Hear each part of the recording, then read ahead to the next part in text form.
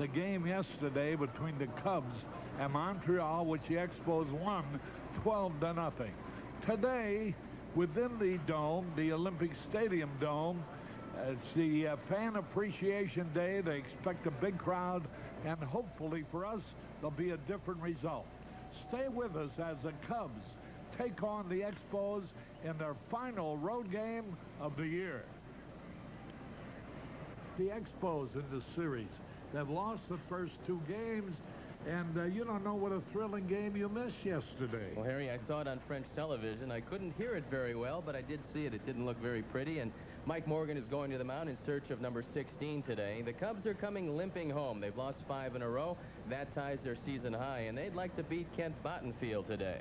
You know, it's I wonder if they read these Montreal papers, because so many of them are in French, but there is an English-speaking paper, and the paper was not very kind to the Cubs' performance yesterday, but that's what happens when teams turn in the final month and they don't have any incentive at all.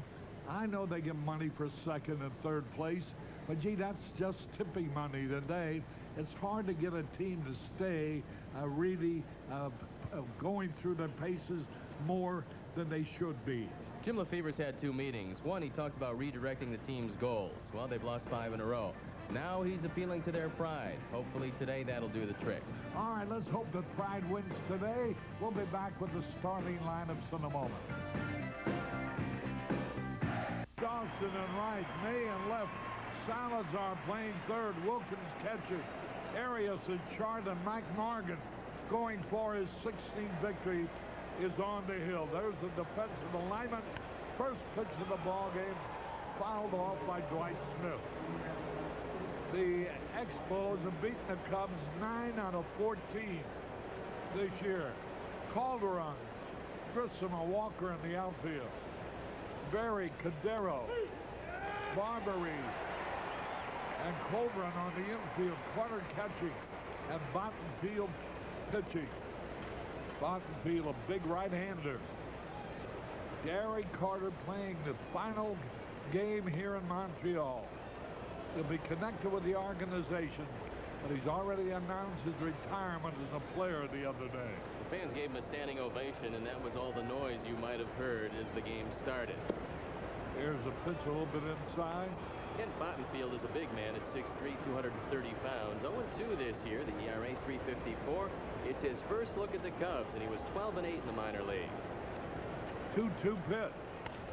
Ground ball, hit it for left. Nice stop by Cordero, but he cannot make a play. The ball gets away from him in the short left for a base hit for Smith.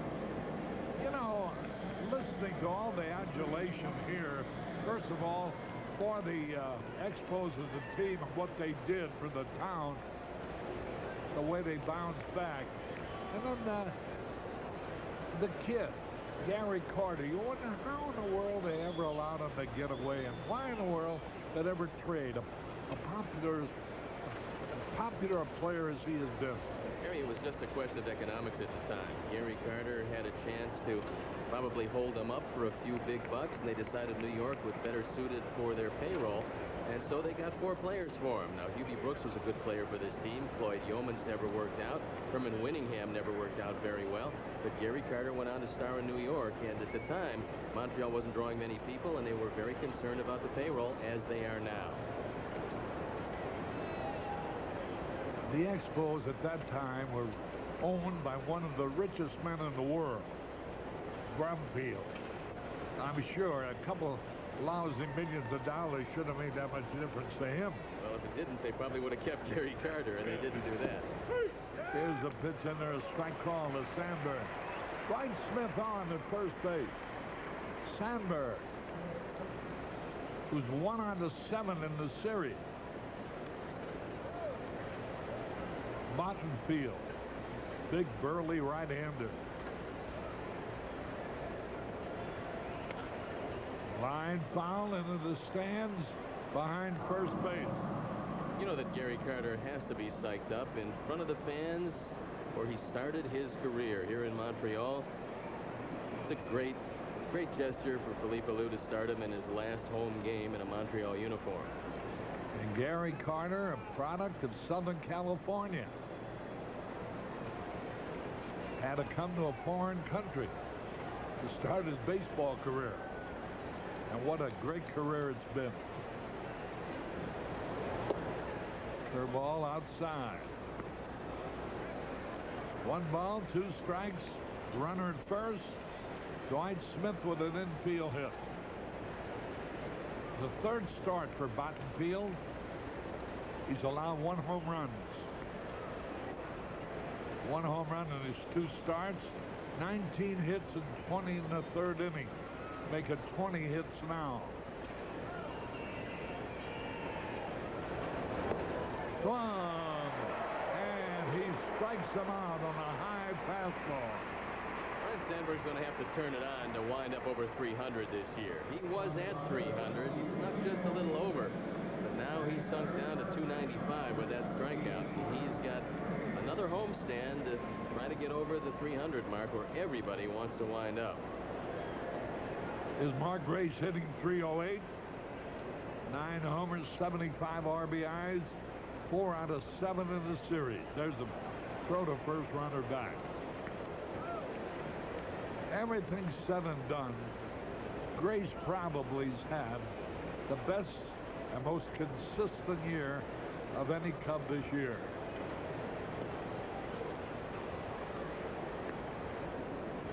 An outstanding defensive first baseman, a .300 hitter.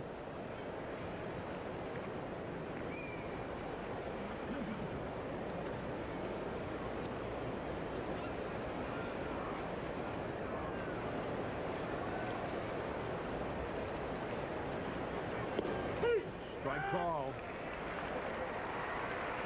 The Bears leading Atlanta 17-0 in the first quarter.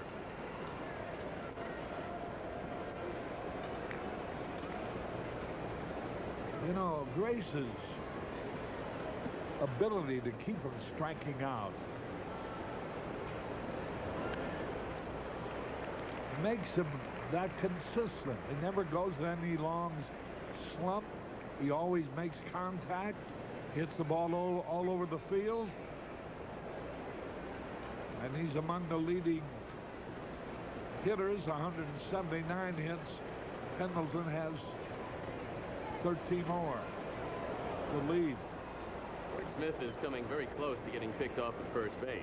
So if he is thinking about going, he better pay attention to a very quick move by Kent Bottenfield.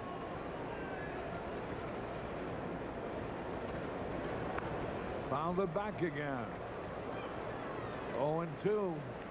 If you're going to start a runner, it would seem to me with a hitter like Grace who never strikes out is the time to get him going. Be a good idea, except that Jim Lefevre does not use the hit and run too much. That's one of the things that he'll have to acquire in the offseason as far as his managerial arsenal.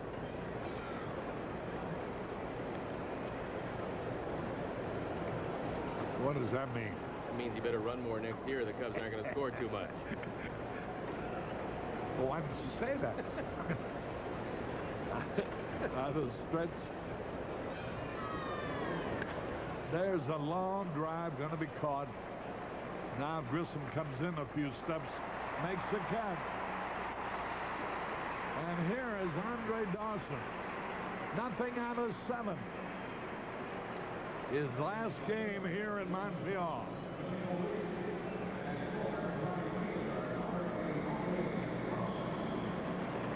Andre is not a great one for a show of emotion, and he did shake Gary Carter's hand when we started this series. They had a very nice conversation, but when the game starts, Andre Dawson is all business.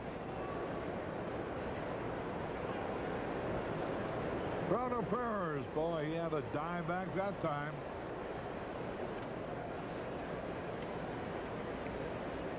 Andre's still looking for the 2 home runs that will put him at 400 before this season is over. Andre Dawson in 1983 finished second in the most valuable player voting to Dale Murphy, now the Phillies. And Gary Carter finished behind Mike Schmidt in 1980. They're the 2 Expos who've come close to winning the MVP. Dawson won it his first year with the Cubs when he had a tremendous year. 49 home runs, 137 RBIs.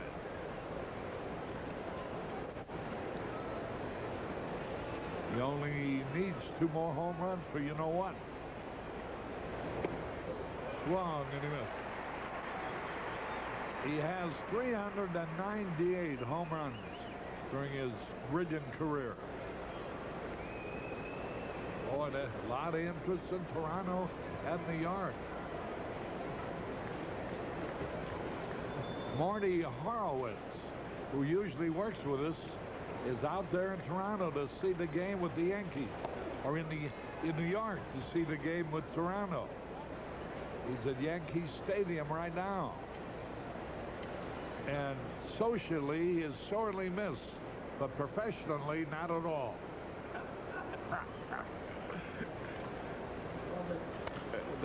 There's a pitch fouled again. Jerry told me to say that, Marty.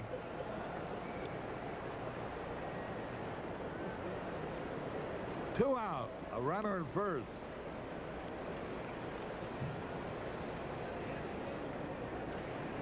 Boy, I'd like to see the Yankees win again today. Whoa, they're going to get him. They did. And Bottenfield picks off Dwight Smith. We go to the bottom of the first, no score.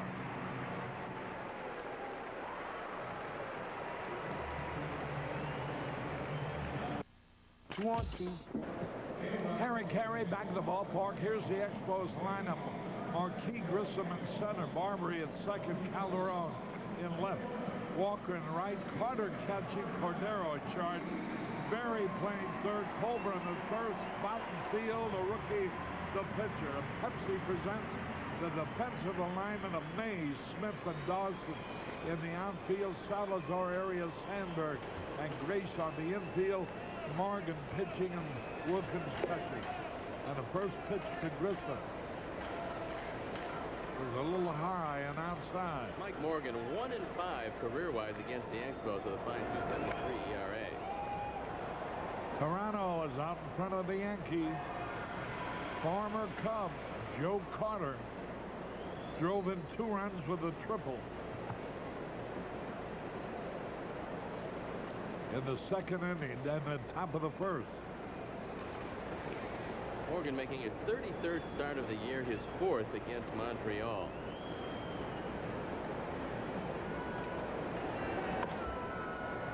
Bouncing ball, Salazar's throw. Louis threw a ball to third base yesterday, missed Grace by 40 feet. It looked like he was throwing it at the umpire. It was down about 40 feet down the right field line. But this time he throws perfectly. Wasn't that bad a throw, Harry? Louis just underestimated the length of Mark Grace's arms.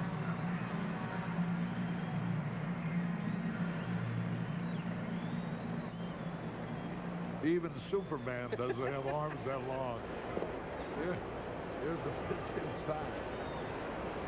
Barbary versus the little infielder. Once again, Delano DeShields is not in the starting lineup. That's pretty good news to the Cubs. He hit .348 against the Cubs this year. The newspapers there are getting on the ownership for not signing Lee Ballou. I can't blame him. What a year he's had with this team. There's a drive. Great play by Sandberg. He lunged to his left and made the catch. A Barbary's line drive. But Barbary bidding for the first Expo hit. Finds Sandberg right in the way of that line drive. And Mike Morgan will take that. Ian McDonald, one of the fine writers here in Montreal, writes for the English paper, the Gazette, says if the Expos don't pay Lou, there are other clubs which will. I'd say that message is pretty clear. 2 out, nobody on.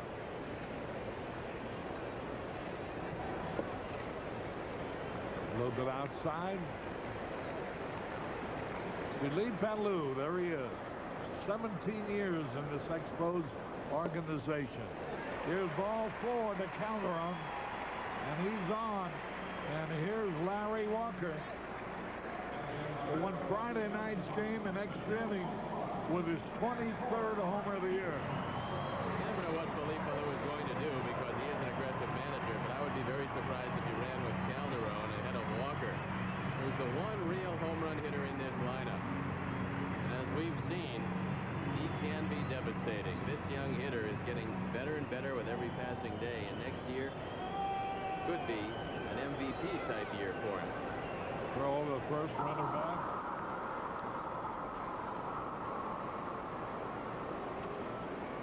He's a notorious first ball fastball hitter. He's hit 8 home runs on the first pitch this year, so Morgan has to beware.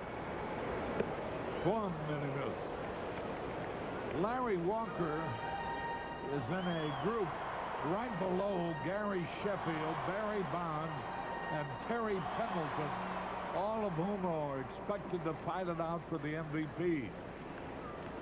But right below him, they say, is Larry Walker, who's having a great season with the bat and with the glove and with the arm.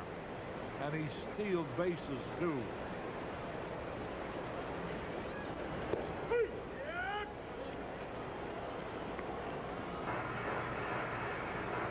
As a matter of fact, he swiped 17 bases.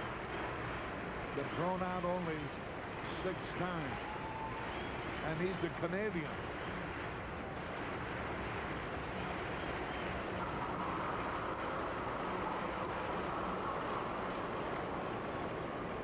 He's from British Columbia. Maple Ridge, British Columbia, Canada. Ivan Calderon at first base. 2 out. 1 ball, 2 strikes. Morgan might go away from his strength here and throw the high fastball instead of the low fastball. There goes the runner. There's a drive. Nice play by Mark Grace. And he steps on the bag for the out. The ball was viciously hit. No runs, 1 man left at the end of 1-0. October 2nd, 3rd, and 4th. Join us as we salute the greatest fans in all of baseball. Hundreds of prizes will be given away throughout the weekend. For tickets to any remaining games, call 312-831-CUBS. Fan Appreciation Day here in Montreal today, and they have a banner crowd. They're expecting 40,000, and it looks as if they've reached it. Here's the pitch, and Dawson fouls it out of play. Jack Morris pitching for Toronto today. Scott Sanderson for the Yankees. Toronto got 3 in the first. So Morris has a 3-0 lead.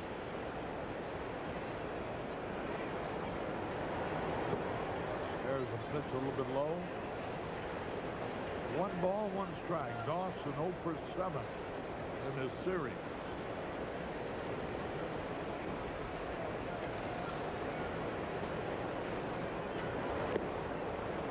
Fouled it off. Sandberg leads the team in home runs with 25. Grace leads in total hits with 179. Sandberg's right behind him with 174.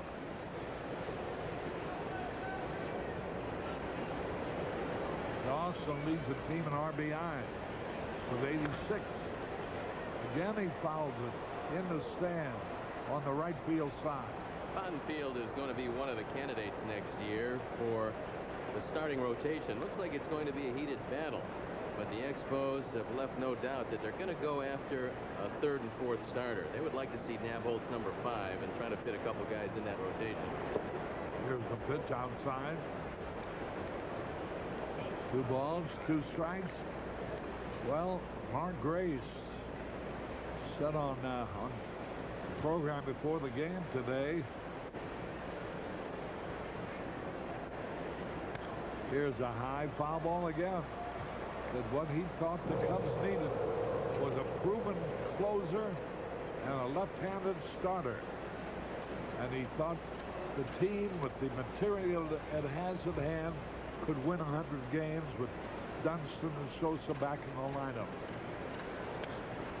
There's a big assumption, though, Harry, and that's assuming that they do sign Maddox and Dawson, because if they don't sign Dawson for one, then they've got to go out and get at least one and possibly two power hitters. And if they don't sign Maddox, then you're looking at getting 3 pitchers to fill the holes in the rotation and that closer in the bullpen. I just can't believe that they will not sign both of them. The pitch. Swung on, drive down the right field line, fair ball, extra bases. On his way to second, maybe going to go for 3. Yes, he is. Watch the relay. He is. Oh, to third base. A perfect throw by Brett Barbary on the relay. Holy cow. Everything had to be done perfectly. Walker to Barbary to Berry. There's an old saying in baseball, and that's don't make the first or the last out at third base. And don't run on Larry Walker if you're in Montreal. Walker with a great arm. He makes a very good relay, and the relay throw, and it's sitting for Sean Berry to put the tag on Andre Dawson. Charlie Relaford on the call. 1 out. Here's Derek May. High fly ball, center field, easy out. 2 men coming now, and here is Luis Salazar hitting .209. Nothing out of 4 in the series. That was Dawson's first hit in the 3-game series. A double down the right field line. Walker had a little trouble picking the ball up. Dawson thought he could make third base. A perfect relay from Walker to Barbary to Sean Berry. Now watch it. Is he out? Yep.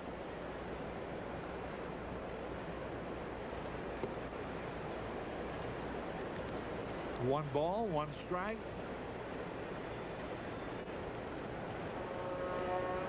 I think it must be said that that's a play with that the runner more or less is deciding for himself.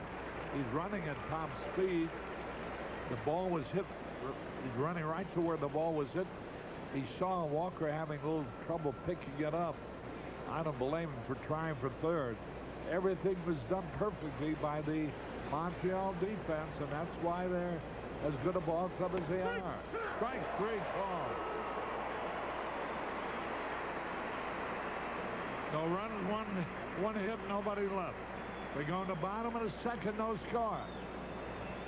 Boy, oh boy, what an ovation. A standing ovation.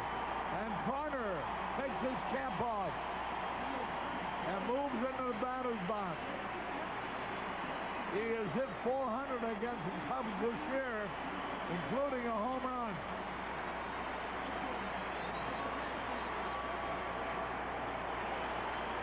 He's missing it for all it's worth, and you can't blame him. Ground ball. Sandberg throws them out. 1 away. Well, Harry, in a perfect world or a movie script, Gary Carter would have stepped up and hit the first pitch out of the park. But this is not a movie script, and Gary Carter grounds to second base. And he might have just hit the last home run of his career in Wrigley Field. And if you remember, Harry, one of the fans caught the ball, would not give it back. And maybe it was a portent of things to come. Maybe he realized that this would be the last home run Gary Carter would ever hit, and what a souvenir that is. Because like the tradition in Wrigley Field, always throwing the opposition's ball back, the fan kept it, much to the dismay of the crowd. Let's pause here for identification. This is WGN-TV Chicago, America's #1 sports station. 1 out. Will Cordero, the shortstop, hitting .324 for the year. Takes the pitch inside. 2 balls and the strike.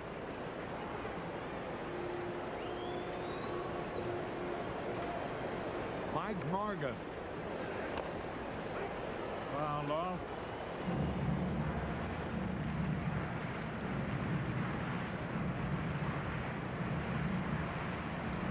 The Chicago Bears are leading 24-7. Midway into the second quarter. One out for Darrell. Hot shot, one hop. Right to Sandberg, over to first. 2 away. Is Sean Berry, the third baseman. He's 5 out of 8 in this series. Hey, Cub fans, the 1992 Cubs gift catalog is now available and features over 150 great Cubs gift ideas. To receive your free Chicago Cubs gift catalog, call 1-800-248-9467 during regular business hours. That's 1-800-248-9467. 2 out, nobody on. Greg Colburn, handsome young man, will be up there next. There's a pitch high. Sean Berry probably will be the regular third baseman next year. There's a hot shot up the middle. Sandberg throws him out. 1, 2, 3 at the end of 2. No score. Harry Carey back at Olympic Stadium as they go to the top of the third. No score. Cubs with 2 hits. Montreal with none. Boy, Barry Bonds hit his 32nd home run of the year last night. Harry, he's hit about 440 in the month of September, so to look for MVP candidates, he is really stepping up and showing all the voters that he's the man to vote for. That home run race, McGriff 34, Sheffield 33, and Bonds 32. Here's Wilkins fouling the pitch off. Bonds is just a red-hot hitter. And he says that's the way he wants it. He wants to play every day, even after they clinch it. And the magic number now is 1. He wants to be sharp when he goes into the playoffs. You know, in the last 2 years, he's kind of flopped in the playoffs. And of course, he hasn't been in the World Series because they've been eliminated in the playoffs. Twice in a row. So the third time this year, perhaps, will be the charm because all of a sudden the Braves are not playing too well. Braves pitching staff has suffered a lot of losses, Harry. They're starting to get tired as a staff. Here's the pitch. He struck him out. Wilkins goes down swinging. Strikeout number 3 for Bottenfield. 1 each inning. Now, this is the first time the Cubs have looked at Bottenfield, and usually the first time through the order, big advantages to the pitcher. But the second time through the order, when the hitters know how hard he throws the ball, the movement of his fastball, and the break on his curveball, that's when the hitters have a bit of an advantage. 1 out, nobody on. Yeah, I guess you're absolutely right. You know, all this keeping charts and stuff like that. Actually, a hitter's got to face the pitcher to really get the feel of his stuff. He knows he's got a good fastball, or he wouldn't be up in the big league. He knows he's got an out pitch because everybody talks about it.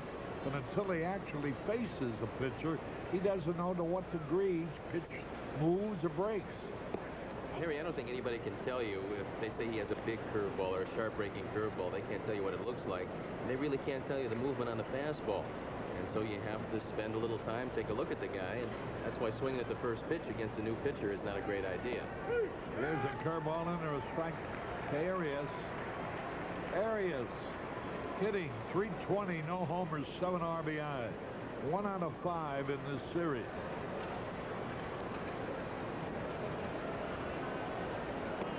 A little outside. Arias goes long in the count every time, it seems like.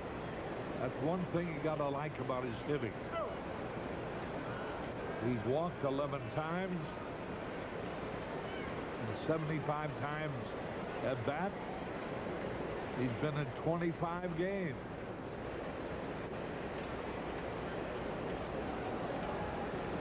Three balls, 2 strikes. Struck him out on a fastball. Arias went down swinging. That's strikeout number 4 for Bottenfield. The Cubs have lost 5 in a row, and the last time they lost more than 5 in a row was a year ago last August, and they certainly don't want to match that losing streak. But they have come limping home, and this has been just a horrible September. So far, 7 and 18 in September. I think it took much of the charm out of the baseball season for Cub fans.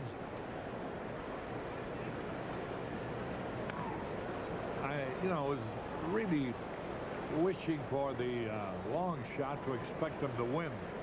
But they had proven through the first 5 months of the season that they were a good competitor. They might finish second and certainly third. But now it looks as if they're destined for fourth at the very best. 1 ball, 2 strikes.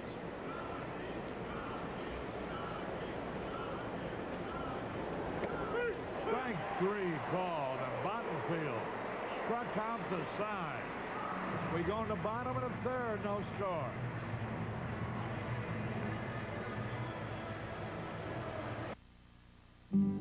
This score hasn't changed a bit. Jimmy Harris. Well, Harry Carey and Steve Stone with Tom Brenneman will be along at the end of this half inning. And here is Greg Colburn, a handsome young man, leading off here for the Expos. Colburn turned down a scholarship to play baseball at Stanford. He decided to sign a professional contract and looked like he was the catcher of the future until he hurt his arm. Here's a strike call. But they like this young man so much that they're giving him a shot at first base. And hopefully that arm will come around for him. He's in the hole 0-2. Just trying to think of the change in the Cubs this last month over the rest of the season. Seems to me like it all began when Mike Harkey got hurt turning the cartwheel in the outfield and then slipped down the runway heading for the clubhouse through the dugout. It seemed to me that's when the play really flattened out. Well, it wasn't so much the emotional aspect of losing Harkey, Harry. It was a question of filling the void in the rotation, and you had to bring in some guys that just were having some problems. Strike 3 call to Colburn, and that's the first strikeout for Morgan. But you can look at the pitching staff and realize that the ERA starting about September 1st was .299. Now the ERA is 5th in the league, if you can believe that, at .345. They've dropped that far, and there's a chance of dropping further before it's over. Yeah, very few thousand percentage points ahead of the 2 teams that are behind them. Joe Carter drove in another run. Toronto leads New York 4-0.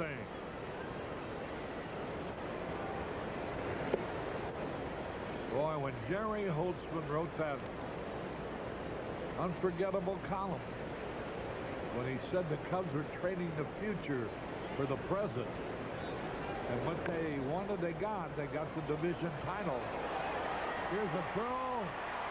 Safe at first base. Bottenfield beats out a slow roller. Salazar made a fine play, but Bottenfield beat the throw. The reason why Salazar was back against Bottenfield is that he's a pretty good hitter. He was 2 for 5 coming into this at bat. And Salazar comes in making a very good play. Mark Grace makes a good play, scooping this one out of the dirt. But they can't get Bottenfield, who was chugging down the line. And that's her first hit, a scratch. And Bottenfield's a base runner with 1 away. Here is Marquet Grissom. Swung, and he missed. So Toronto leading the Yankees 4-0 in the second. Joe Carter has driven in 3 of the 4 runs and scored the 4th one.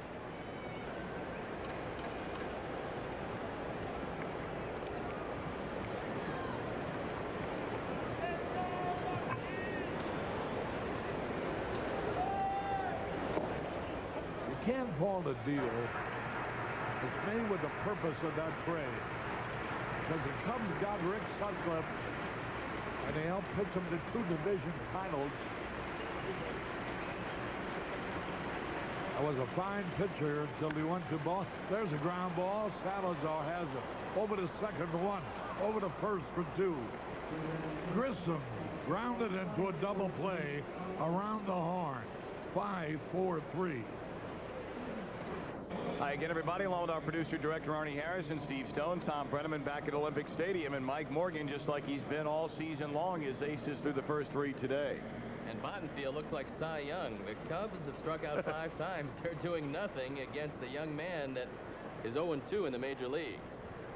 Making only his 3rd major league start, his 9th appearance is Bottenfield, but he's looked sharp. He allowed a leadoff single to this man. Dwight Smith picked him off to end the first inning. Dawson's tried to stretch a double into a triple, was thrown out at 3rd. Walker to Barbary to Berry. And since then, he's set down 5 in a row. 4 of them via the strikeout. 2-1 to Dwight Smith. Bottenfield is not overpowering. However, when he sets you up with a good curveball, his fastball looks a lot better, and he's had the Cubs swinging through it in the early going. 2-1 delivery, and it's taken on the inside corner. That's what he's been able to do here through the first 3+ innings. Spot that fastball when he falls behind in the count.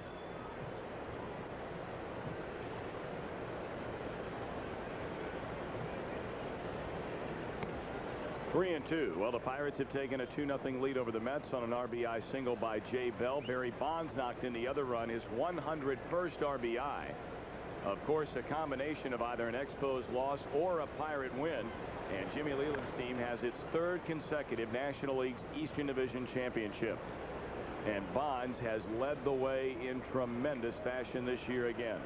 Tom, I think that's when the pressure will really start for Pittsburgh, who have been postseason flops 2 straight times, and a lot of pressure on Van Slyke and Bonds because they've had the bad postseasons 2 straight years. Broken bat, floater. That is a fair ball, and now going to the bag and just winning the race is Greg Colbert. I don't know what Colbert was waiting for. He couldn't see the umpire who was behind him. And you'd figure he'd have gone straight to the bag. Well, I think that he was waiting for Bottenfield to come over there. And as it turned out, he would have had a long wait because Bottenfield was anchored to the mound as Colburn just barely beats Dwight Smith. And, Tom, the players keep diving headfirst into first base. And that really risks jamming a finger, jamming a shoulder, getting a broken hand or wrist.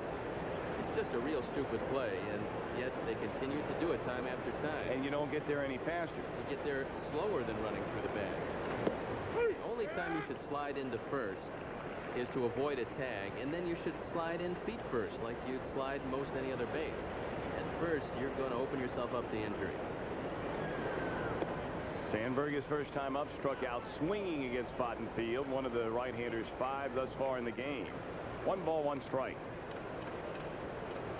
Sandberg's name littered all over the National League leaders in the host of offensive categories, including total bases. And there's the base hit. He'll get another one here. Sandberg 3rd in the league in total bases behind Gary Sheffield and Andy Van Slyke. I would think this time through the order, the Cubs would get some better swings at Kent Bottenfield. First time, you never know what a pitcher has. This time, they know how hard the fastball is coming, the way it moves, and how good a curveball he has. So let's see if they try to take advantage of that.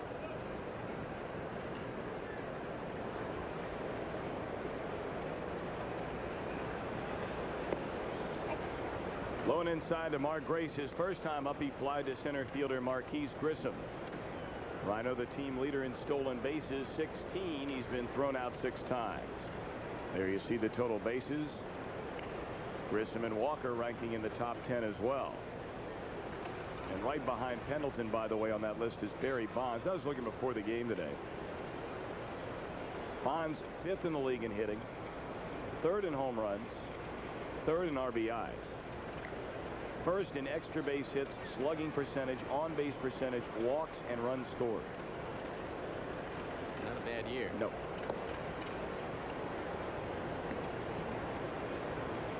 You think he'll win the MVP? I thought going into September it was a wide open race, and there was a possibility of Pendleton or perhaps Sheffield. But But with the 440 month of September that Bonds has had and the fact that he's really led Pittsburgh down the stretch like he has, I got to believe that he's going to win it. There goes a runner and a hit and run. It'll not get through, however. Good play by Barbary, and Sandberg, terrific base running, comes all the way to third. That's a fine play by Barbary because he's pulled out of position with the rare hit and run, and Mark Grace just doesn't hit it hard enough to get it through. But Sandberg, realizing Barbary's going away from the play, keeps on going, and no chance for Colbrun to throw him out at third. So Tommy, you're right, that is heads-up base running, and he realized when he sees right there, and you see Sandberg take a look at Barbary, he knows Barbary's going toward first and he can't possibly make the play to third, and that's the way to run the bases. Here's Andre in a scoreless game with 2 down, a runner at third base. Toronto appears to be taking its fate into its own hands at New York against Scott Sanderson. 3 in the first, 4 in the second. A 7-0 lead. Jack Morris on the mound. Pretty good bet. You can phone that one in, folks.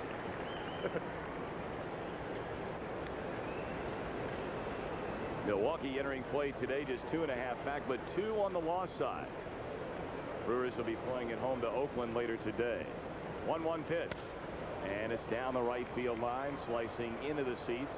Double for Dawson down the right field line. His first time up was thrown out at third on a great relay from Walker to Barbary.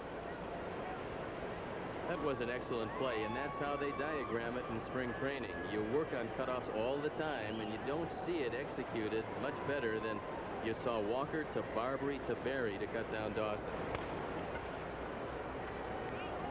Still 1-2 on Dawson. Well, I'm sure it's very nice for Andre today, and I'm sure it brings back a lot of memories for Gary Carter as well. They broke in together in this Montreal organization. Carter, a Rookie of the Year. Dawson, a Rookie of the Year on some very talented Expos teams of the late 70s and early 80s. And here they are as Gary Carter says goodbye to the fans in Montreal, his final game.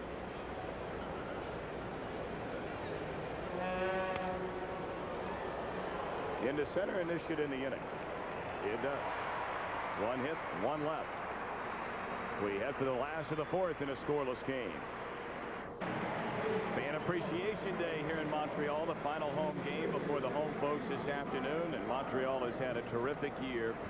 15 games over 500, and most people picked them to finish dead last in the National League East. Felipe Alou took over for Tom Runnels, and they've been winning ever since.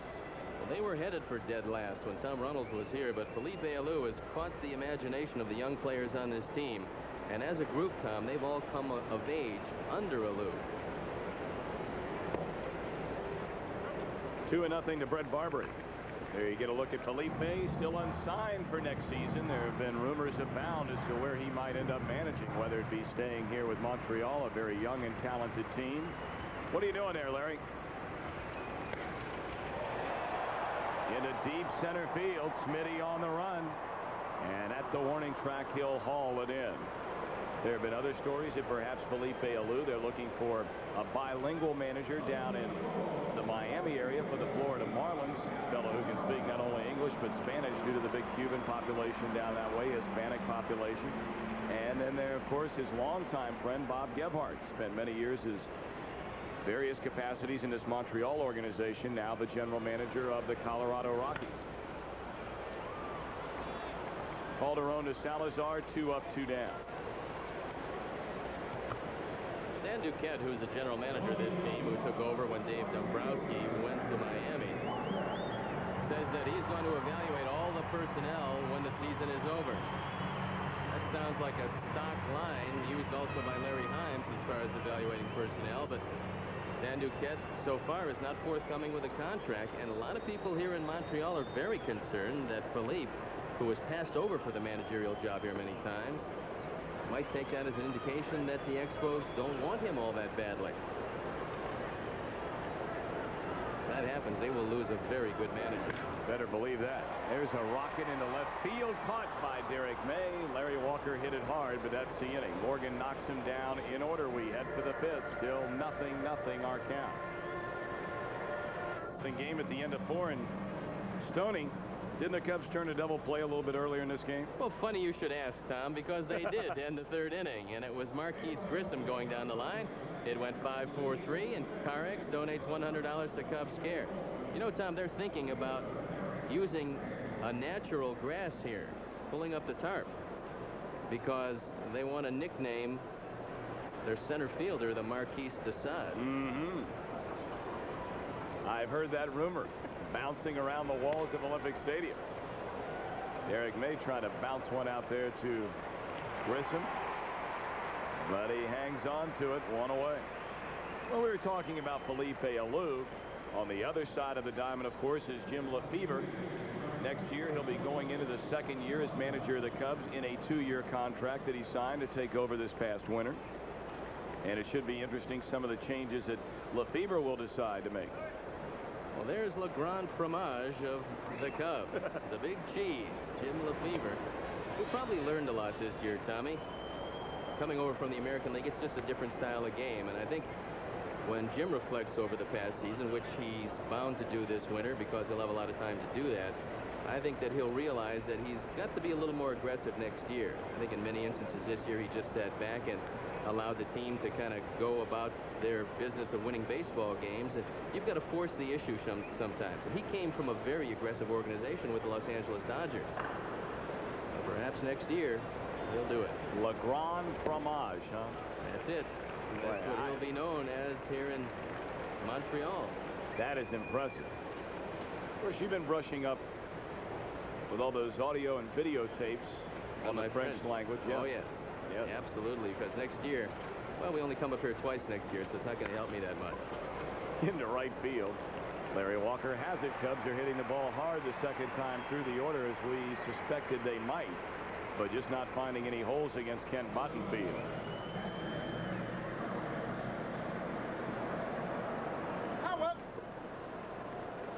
So far, this game has not exactly been action-packed. But perhaps as we move along, we'll find some way to get through to Bottenfield. And amazingly enough, we're moving along just as you spoke those words. Here's Rick Wilkins with 2 out and nobody on. 0-0 game, and it's popped up. This will be playable. Sean Berry in short left field, and the third baseman has it. A perfect frame for Bottenfield. We go to the bottom of the 5th. Boy, are we ever moving along. Still no score.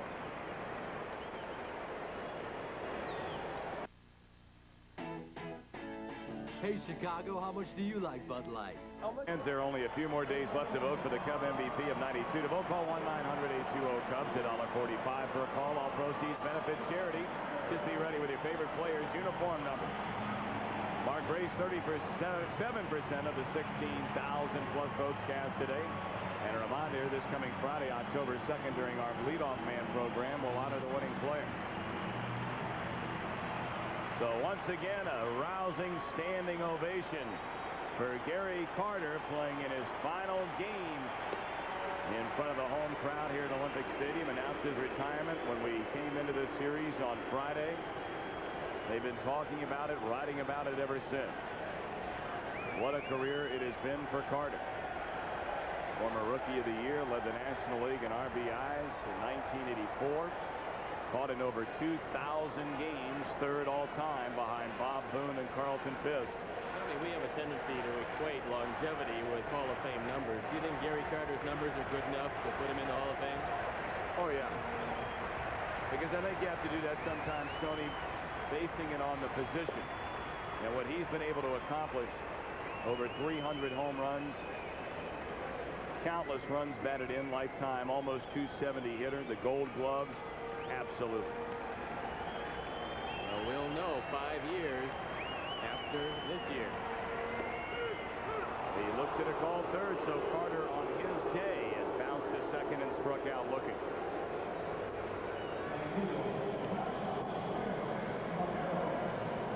You know, I'll never forget, Stoney, as long as I live, the final game that Johnny Bench played in. Sellout crowd at Riverfront Stadium. Arguably the best player that ever put on a Reds uniform. You could debate that all day long. Pete Rose, Frank Robinson, whomever you choose. But in that final game, Johnny Bench hit a home run. And it was absolutely magical to the atmosphere in that ballpark as he rounded the bases, high-fiving the first base coach, third base coach, fist pumping in the air, and the crowd standing and just roaring. It was a terrific sight. Well, we talked about it earlier, Tom. If it was a Hollywood script, that's the way it would end for all great players. It's good that it ended that way for Johnny Bench. I don't know if it's going to end that way today for Gary Carter. Arias will throw out Wilfredo Cordero. The first two are gone here in the Montreal fifth. Still a scoreless game. This copyrighted telecast is presented by the authority of the Chicago National League Ball Club, which has the right of approval of the announcers and is intended solely for the private, non-commercial use of our audience. Any publication, reproduction, retransmission, or the use of the pictures, descriptions, and accounts of this game without the express written consent of the Chicago National League Ball Club is prohibited. Well, that's the final road disclaimer of 1992. It's kind of touching in a way, isn't it? Oh, yes. Tugs at your heartstrings. Foul ball off the bat of Sean Berry. He had 3 hits in the first game of this series. Knocked in a run, 2 hits and an RBI. A run scored, a stolen base yesterday. 0 for 1 in this one. Mike Morgan has been sharp. Walked 1, fanned 2, and has allowed only 1 base hit to the pitcher. An infield single back in the 3rd inning. Ground ball after ground ball. You know Morgan has his stuff today. We go to the 6th. Expos and Cubs in a scoreless affair. Back at Olympic Stadium, Tom Brenneman along with Steve Stone. 0-0 game as we open the 6th. It'll be Arias, Morgan, and Dwight Smith against a rookie right-hander Kent Bottenfield. He has fanned 5, walked none, allowed 3 base hits. Bottenfield's been able to get his curveball over the plate whenever he's tried to throw it. That's been the secret behind his performance.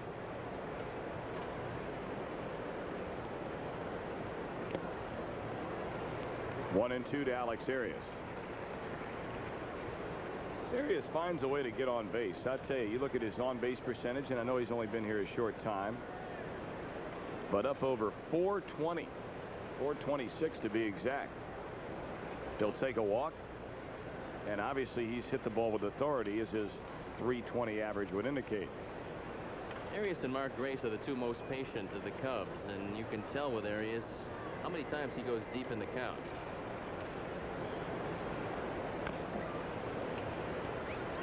It's not as easy as it would appear to be hitting in the 8th spot, especially for a rookie, and the reason is you got the pitcher up behind you, and more times than not in a situation where you can drive in a run, they're going to pitch around you.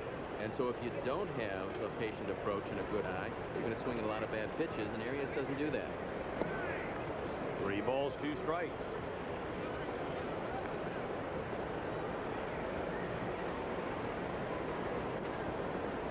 Bottenfield has not walked a batter. He's gone the distance on Arias, and here comes a 3-2 pitch. Lined into center, but once again there's Grissom.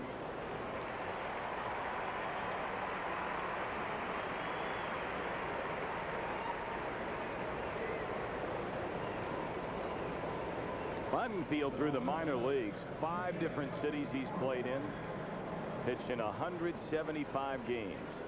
Well, that lifestyle as a minor leaguer a lot different than it is once you get to the big leagues.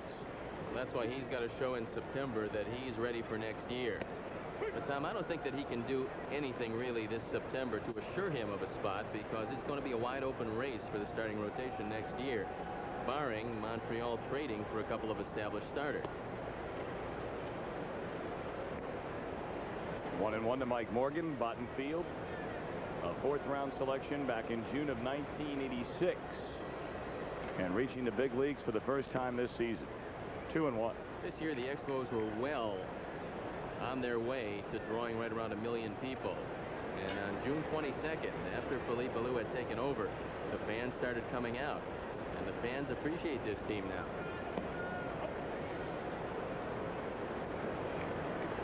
They were averaging 13,000. Since June 22nd, they've averaged over 26,000, and there's a huge crowd here today. Foul ground, first base side, but it's about a dozen rows deep. 3-2 to Mike Morgan. Later tonight on Channel 9, take a look at a small town in Illinois that has a remarkable history. Roseanne Tellez celebrates Hispanic Heritage Month with a walk down Hero Street tonight at 7 on Chicago's very own Channel 9.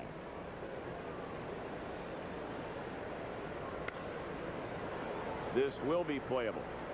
Larry Walker in right field, 2 away. Something's got to give here soon, doesn't it? The Cubs have got to win them all to finish over 500. 7-0. So they have a little incentive going today. Although Bottenfield has stopped some of that incentive by not walking anybody and throwing the ball probably as well as he's thrown as a major leaguer. Here's Dwight Smith, 1 for 2, single to lead off the game, then was picked off to end the inning. A liner between the legs of Barbary. A ball that Brett should have had, and he'll tell you the same thing. That'll be an error. It looked like a fairly easy play. Then it turns into a Barbary coast, and he coasted his way right into an error as this ball goes through his legs. So Brett Barbary charged with 1. That's error number 13. Boy, the way you're going today, we ought to call you Legrand Fromage. The big cheese. Well, I'd use something else, Tom, but I didn't know how to say head honcho or major domo in French. We'll find out between innings. Okay. Obviously, they haven't gotten to those particular terms yet in your French audio tape. No, not yet. Right. Well, that'll come, I'm sure. 1 out, or 1 on, 2 out. Sandberg fouls it out of play, and he's down in the count 0-1. Sandberg is struck out and singled in 2 trips. There's still some personal goals on the line. Obviously, number 400 as far as Andre Dawson's home runs. He's 2 away. Ryne Sandberg would love to finish at 300 or better. He came in at 296. And Mark Grace would like to eclipse 82 runs batted in. That's his career high. And when you're out of the race and really going nowhere as far as the team is concerned, personal goals have to start taking over, and hopefully the Cubs can use that as some incentive. Got a real charge out of John Kruk the other day when we were in Philadelphia around the batting cage. He said, told Dennis Menke, the hitting coach, said, in our final game of the year, I'm going to go up there and I'm going to swing for a home run in all 4 at-bats. And he said, if I just happen to catch one and knock out of the park, when I round third, I'm going to knock Larry Bow on his Spanish, the third base coach. Well, good idea, but his shoulder problem ended that idea, as John Kruk, after we left town, was sidelined for the rest of the year. And if some of the rumors that we hear are true, the next time John Kruk has an opportunity to knock Larry Boa on his fanny, Larry will be managing the Florida Marlins, because he's been given serious consideration for that job. Of course, so have about 25 other guys, but Larry is very much in the running. As long as your name's on that list, big boy, you can't ask for much more than that. He's one of the guys that does have some experience after his San Diego managerial career, although things did not work out particularly well for him there.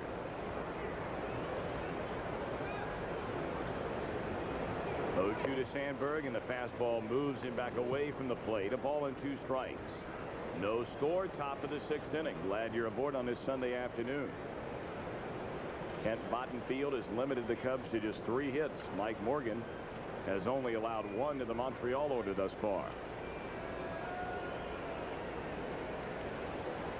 Mel Rojas beginning to throw in the Expos bullpen. Boy, has he had a great season. There goes a runner. Pitch taken outside. Carter's throw is not in time. Smith his 9th stolen base in 17 opportunities. Gary Carter made a good throw, but there wasn't a whole lot on it, as Dwight Smith got a pretty good jump. Carter comes out firing, but Gary just not throwing the ball quite as well as he once did, and Smitty in at second base. So the man who represents the first run of the ball game for either team in scoring position. 2-2 to Sandberg, a chance to knock in the run. And he thought about it, held back wisely so on the breaking pitch outside. don't think Rhino's picking up the ball particularly well here today. You saw him shake his head a moment ago. It's a little bit unsure. I think this is a very difficult park to hit, especially if you're a visitor, because you don't get used to the background until sometime in the third game you're here. They appeal. Did he go around? Nothing doing, says Greg Bonet. So there's the first walk issued by Bottenfield. The Cubs have 2 on. Sandberg at first, Smith at second, with 2 men out, and here comes Mark Grace. He has flied to center and bounced to second. As a tip-off to the fact that Bottenfield is not throwing the ball as well as he threw it in the early innings, he fanned 5 men the first 3 innings, and he has not struck out anybody since. So the Cubs should break through and see if Mark Grace can get the job done and drive in his 76th out of the year. Breaking ball in there on the outside edge, strike 1.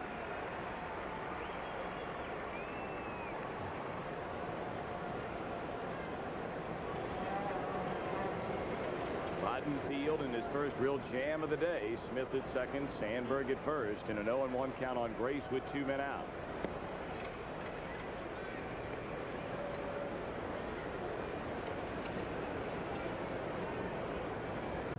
Head for the bottom half of the 6th inning here in Montreal. A 0-0 affair. Swing and a miss by Greg Colbert. I think there are a few wounded souls with our entourage here today. There's no doubt about the fact that a few of the Cubs traveling party took advantage of the last evening in Montreal to have some fun. To bid this season adieu. Well, he enjoyed spending a little bit of time with Dave Salati last night. He'll become the head trainer with the Colorado Rockies next season, and congratulations to him. We wish him nothing but the best. And Peter Durso, our traveling secretary, also directing his final trip with the Chicago Cubs. He's headed for the Rockies. Jerry Willard in the on-deck circle. He'll come on to pinch hit, and that will be it for Bottenfield. 2-2 to Colbert. Bottenfield did yeoman-type work here today.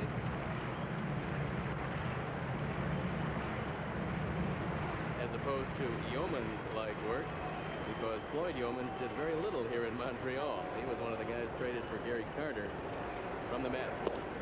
There's strike 3 on the outside corner, and that fastball had some venom on it. Morgan's cranking it up there pretty good today. Well, Mike Morgan, who's looked like he's had a tired arm in a couple of his previous starts, has got outstanding stuff today. And it's a shame that the offense hasn't been able to get him a couple runs to work with, because he's hitting his spots perfectly. Even the balls that he's gotten up in the strike zone, Tom, have been hit on the ground, which shows you that he's got a lot of good movement on the fastball. This has been quite a day for him. And ironically enough, the only Montreal hit was a roller down the third baseline with 1 out in the 3rd inning by Bottenfield, the pitcher. Morgan has walked 1, fanned 3. You look at Jerry Willard. Told you he is hitting for Bottenfield. Willard of National League Championship Series and World Series fame last year with Atlanta.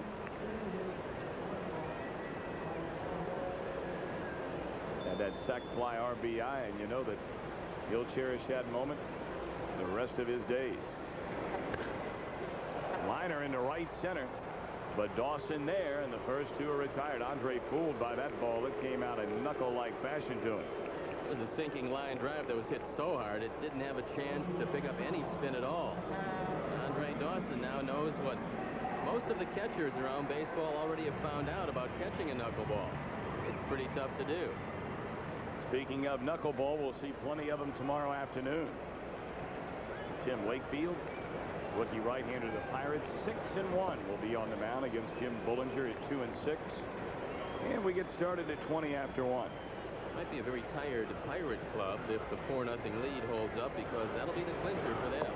And isn't it ironic? We were talking in between innings. Danny Jackson had a tough time last year with the Cubs. Struggled early this season, came on strong, was traded away. And he is the man on the mound tossing a shutout in what could be the division-clinching victory. Well, you have to feel good for Danny, because, Tom, regardless of what he did here or didn't do, it was not a good run with the Cubs. But it wasn't for lack of effort. He did try, just physically couldn't do it. Alex Arias handles a pop-up from Marquise Grissom. A perfect 6 for Morgan. Harry back in a 7. Still no score. The new Expo pitcher is Mel Rojas, who's 6-1 with a fine 1.40 ERA, and this is 66th game. And this gives us an opportunity for the Rolaids relief break, and you can see in the National League, Doug Jones has taken over from Lee Smith. He leads 97-96, and Dennis Eckersley just running away in the American League, 161 points to 98 for Aguilera, who's also had a great year. And that's the Rolaids relief break. Hello again, everybody. Harry Carey with Steve Stone and Tom Brenneman as we go into the top of the 7th with no score. Andre Dawson will lead it off. He's 1 out of 2. Only 4 hits in this ball game. 3 by the Cubs, 1 by the Expos. Today's designated Bud batter is Jerry L. Dodd of Leroy, Illinois. Jerry spelled with a J-E-R-R-I. So it's a young lady. There's a base hit for Dawson. Dawson lined to single to left. Now Jerry has a chance to win $100 immediately and to share in a $10,000 bonus pool to be awarded at the end of the season. So congratulations and good luck to Jerry L. Dodd of Leroy, Illinois, today's designated Bud batter. Here's Derek May. Mel Rojas been greeted with a single to left. May fouls it back. Cubs are trying to find a way to score, and Mel Rojas is a very tough customer. This year, he's been perhaps the best setup man in all of baseball, and yet he still has managed to find a way to save 10 games. John Wetland has saved 35, but Rojas has been close to unhittable this year. Throw to first. Rojas, a little right-hander, 5'11", 185 pounds. Only 25 years old, out of the Dominican Republic. He's a nephew of Philippe Alou, the manager. Throw to first, Dawson back. Let's pause for station identification. This is WGN-TV Chicago, America's #1 sports station. 0-1 the count on Derek May. That evens the count. Rojas has a good hard fastball right around 90 miles an hour, and he usually keeps it down. And then he throws a split finger, which is particularly tough to go with his slider. And they've got a pretty good bullpen with Jeff Becerro, Mel Rojas, and John Wetland. Now the pitch. There's a foul, hit hard down the right field line. And the count, 1 ball, 2 strikes. Rojas appearing in his 66th game. In 96 innings, he's allowed only 67 hits.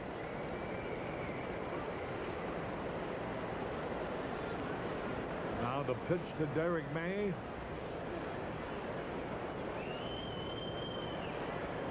No score. We're in the 7th.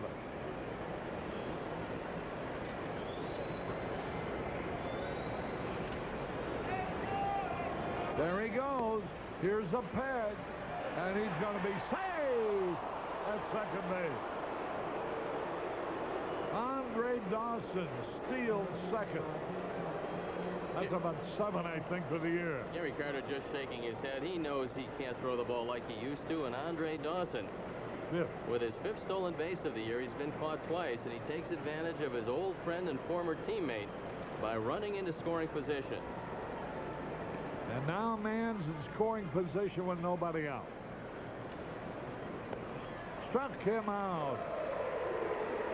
Did he throw a fork ball? That was exactly what it was, and a pretty good one to Derek May. May, who would have loved to pull the ball in that situation, just swings through the fork ball. So there's 1 away. And here's Luis Salazar. Boy, here's his team.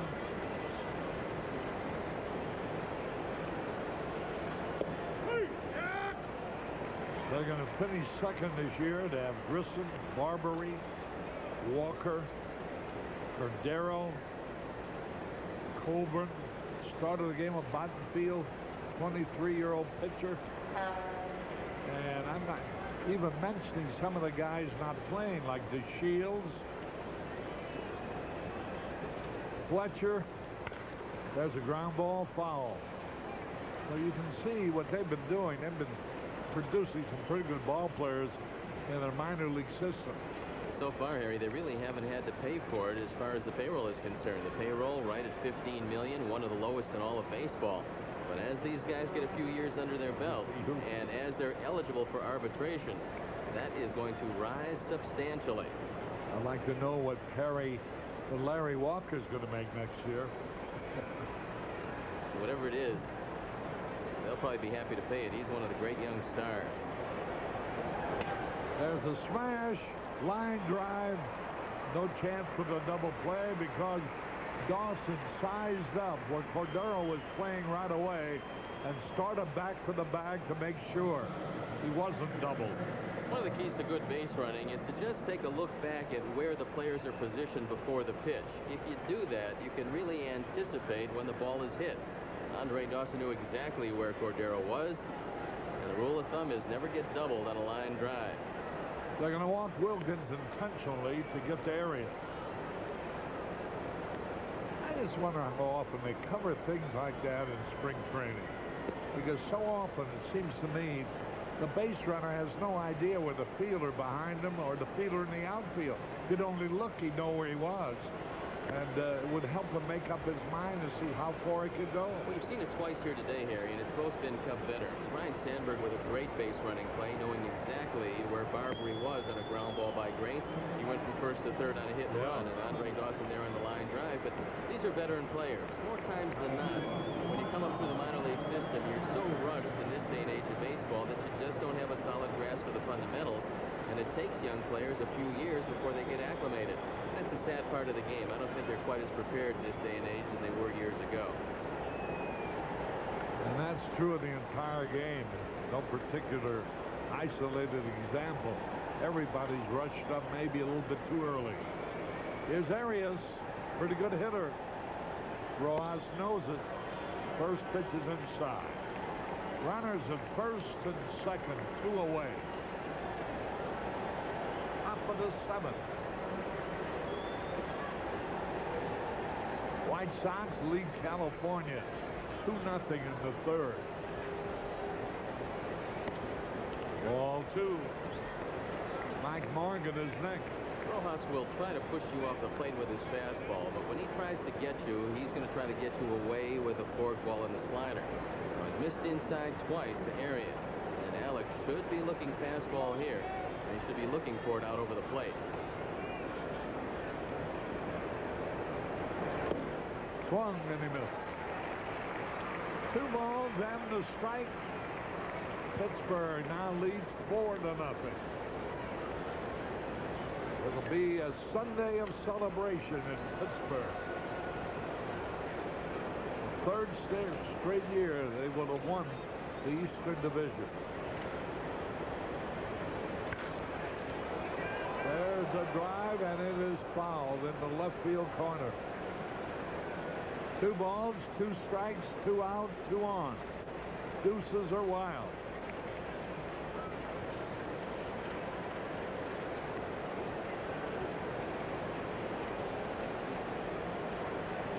Rojas getting set. Arias, nothing out of 2 today.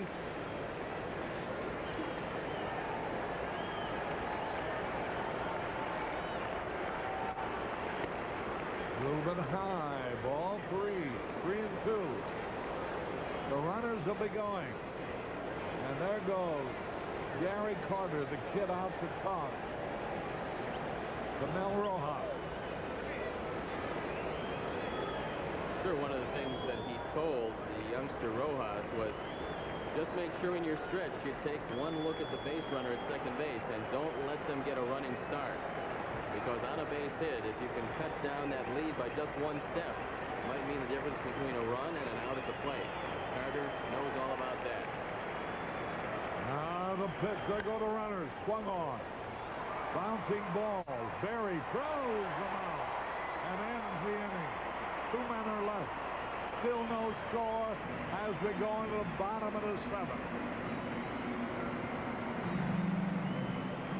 The 7th. And Brett Barbary, who's hit the ball hard twice, will lead it off. He hit a line drive to Sandberg in the first, and he sent White Smith back to the warning track in the 4th. And but for a little infield roller that Salazar couldn't get to in time, the man you're looking at would have a no-hitter and a perfect game. There's a ground ball right to Sandberg on the first pitch. Easy out. Well, not a perfect game because of the walk in the first inning, but a no-hitter nonetheless.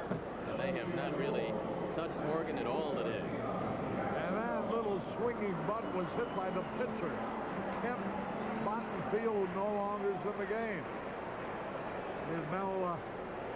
Here is Calderon. Ivan Calderon walked and bounced out. A home run threat. 1 ball, 1 strike.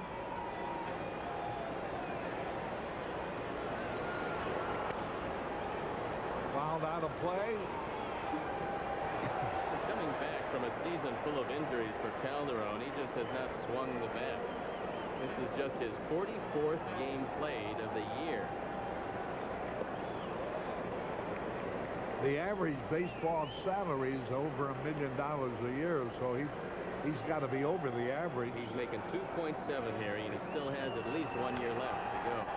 There's a bouncing foul. And I think one of the reasons that they're looking to trade him is what he's making, and they feel that they can trade him for a starting pitcher. That's a hefty price tag for a guy who played 44 games. Yeah, but he's played more than Sean Dunston has played. Yeah. Yes, he has. You can't figure on injury. Nobody knows. Here's a pitch inside. 3 balls, 2 strikes is starting to wave. It even got as far as Canada. Bouncing ball, that'll be easy. Sandberg over to first.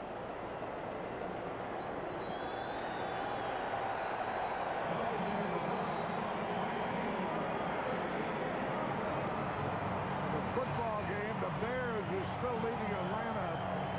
What was that again? 31-20? 21. 10-point lead. 2 out. Here's Walker. His home run won Friday night's game in the 10th inning off Slocum.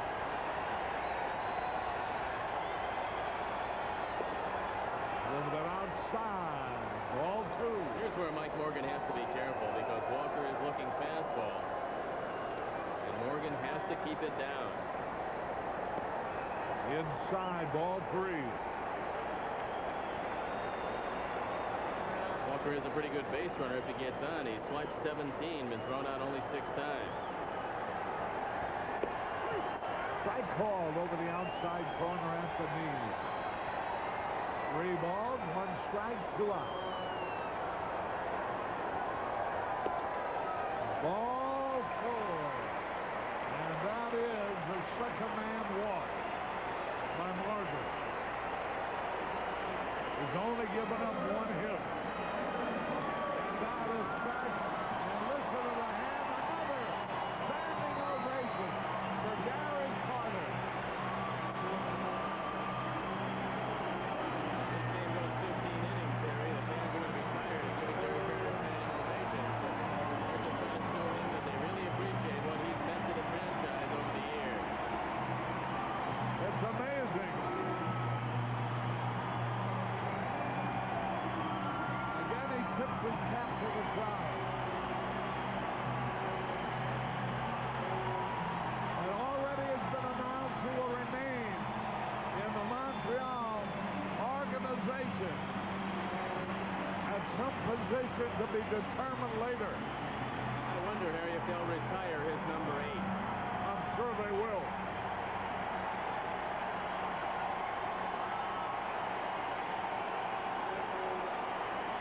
He's been an easy out twice. Throw to first, runner back. Now the outfield is about 3 or 4 steps deeper than normal because they have to cut off the gaps and stop Walker from scoring on a double. Swung, and he fouled it out of play into the stand. 0-1 the count. You know what's going through his mind? The same thoughts running through these Montreal fans' minds. 0-1 the count. He fouled it back. He tried to hit that ball towards right field, and he's in the hole. 0-2. Well, if by some chance Gary Carter were to hit a home run here, Harry, they would probably have to spend about $10 million to repair the damage to this ballpark. The fans would just stare it down. 0-2 the count. There's a drive in the deep right field, way back, way back. A base hit. Here comes the runner around third. And Carter, with a count of 0-2, has put the Expos into the lead. Look at, holy cow, what an emotional moment here in Montreal. Listen to these people. Watch Carter.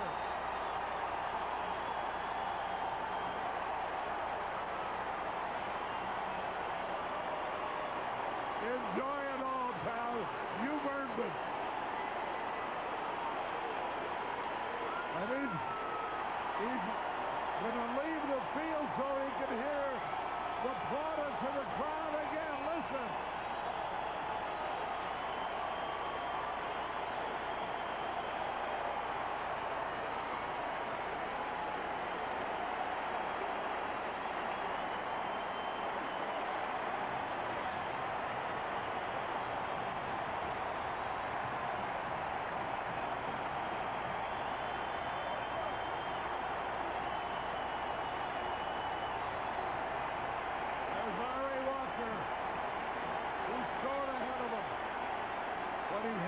Took the double over Dawson's head in the deep right center. Well, maybe this will be a Hollywood ending for Gary Carter, and it's like the passing of the guards. Tim Laker is the man they think is going to catch for them next year.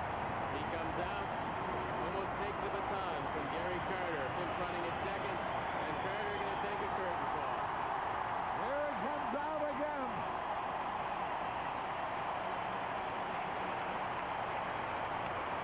Actually, a very happy dugout for everybody involved. It's Cordero now, 1-0 Montreal. Boy, he hit that double with a count of 0-2 against a veteran pitcher like Nick Morgan. And it seemed like a fastball. It was a fastball. Morgan wanted to keep it away, Harry, but he got it up. We talked about the outfielders playing a little deeper than normal. Andre Dawson probably should have been a couple steps deeper because Gary Carter hit it over his head and will isolate on Carter.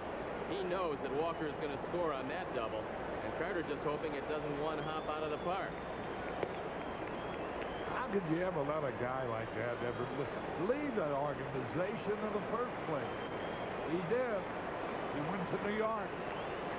But now he's back and where he's announced his retirement. Ground ball is sharply hit. Arias over to first to retire the side. 1 run, 1 hit, 1 left. We've gone through 7, and now Montreal leads 1-0.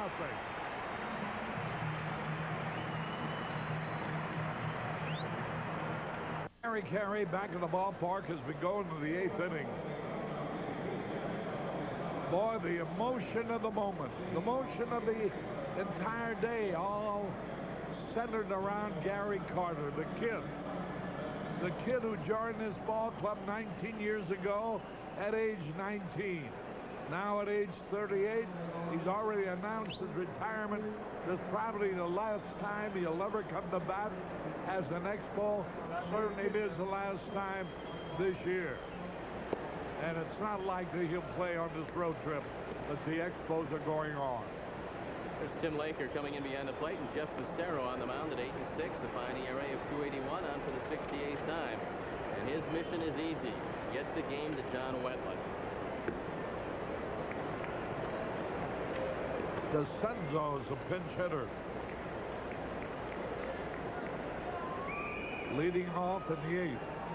2 balls, no strike. There's a strike call.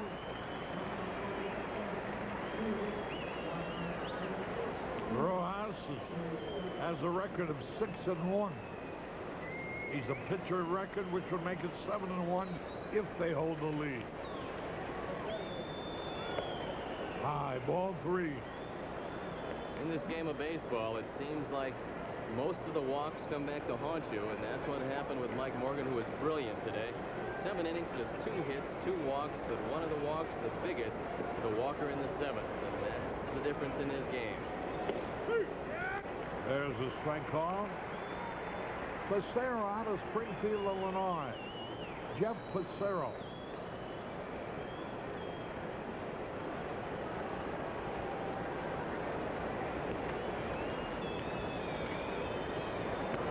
Ball 4. And DeCenzo is on. And that brings up Dwight Smith. John Wetland is warming up in the pen as we watch the reaction of Jeff Passero, who wants to do anything but walk the leadoff hitter in a 1-run game, and nobody knows it better than he does. Boy, for Morgan, 7 great innings. Only 2 hits. One of them a swinging bunt as a pitcher beat out.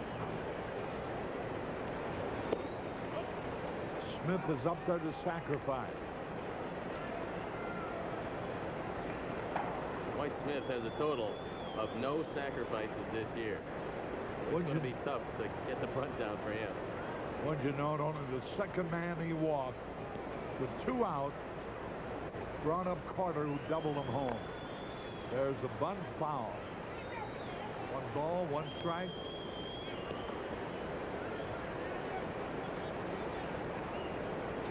Smitty looks down at Chuck Javier, coaching in 3rd. Well, the book says you go for the win on the road and the tie at home. Jim Lefebvre going for the tie on the road. 1 ball, 1 strike.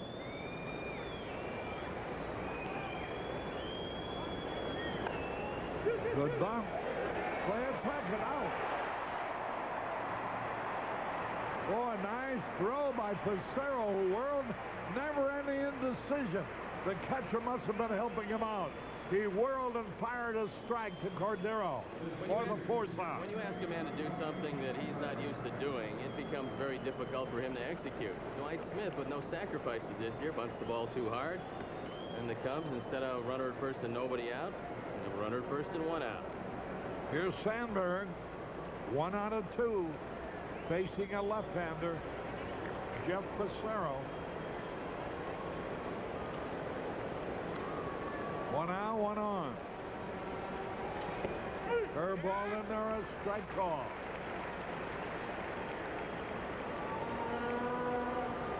Passero has won 8, lost 6, saved 1.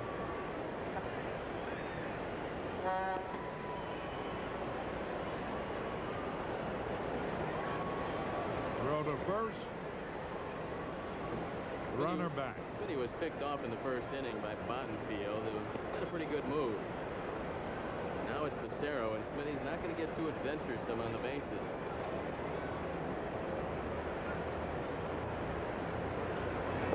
Swung and he missed. He's ahead of him 0-2. Well, that was the count on Gary Carter with 2 out when he lined the double over Andre Dawson's head all the way to the right center field wall, scoring Larry Walker all the way from first base. 0-2 now on Sandberg.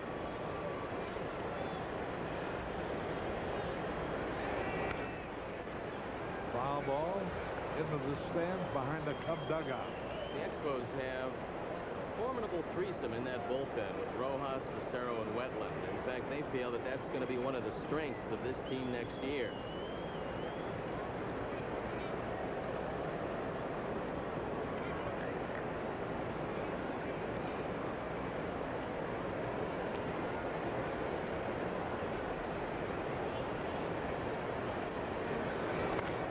Base hit right field. A ground single to right with a count 0-2. And now the Cubs have runners on at first and second with only one out. And here is Mark Grace.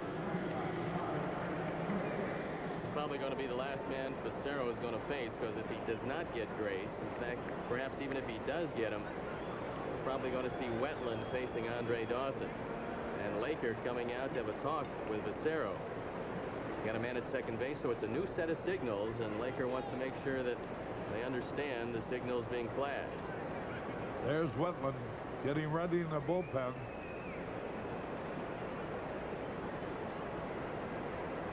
He might be getting him ready for Dawson. Will be next.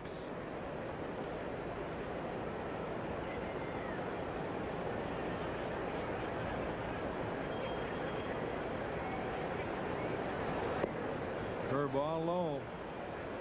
A group from McDonnell Douglas, about 100 of them, under the direction of Andy Fisher, pulling for the Cubs, and so is the Mark and Gina Ducci family from Beecher, Illinois.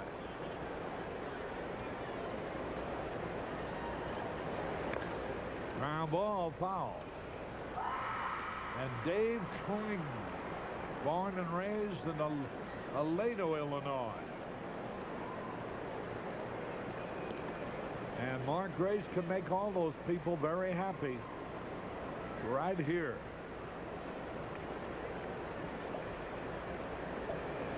One ball, one strike.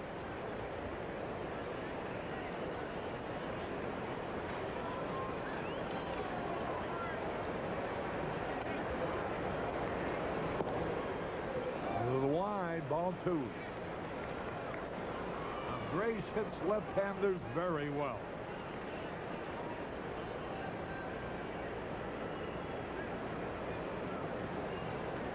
Mark McGuire's tied up Milwaukee by hitting his 41st home run.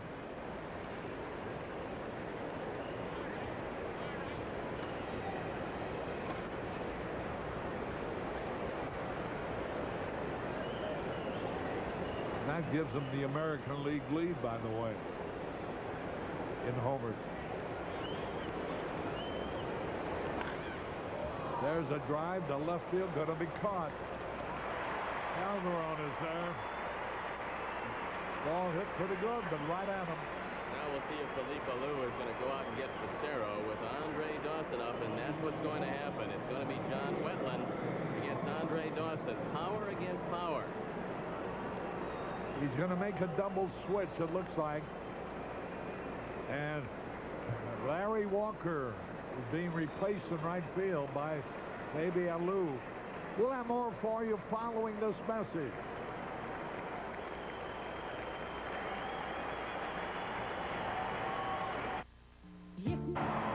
Moises Alou now playing right field, and he will hit in Larry Walker's spot. No, he will hit in the ninth spot. And the pitcher, John Wetland, will replace Walker in the lineup. Wetland, their ace relief pitcher. This is a great matchup as John Wetland comes in the game 4-4, ERA 3.06, on for the 65th time. He's recorded 94 strikeouts and 79 in the third inning, looking for save number 36. Now Wetland is a high fastball pitcher. He's been timed at 98 miles an hour. Andre Dawson is a high fastball hitter. And it's power against power here as Dawson trying to at least tie it up against Wetland, who's had a great year, but an especially great second half for Montreal. Well, maybe this is the day for the Graybeards.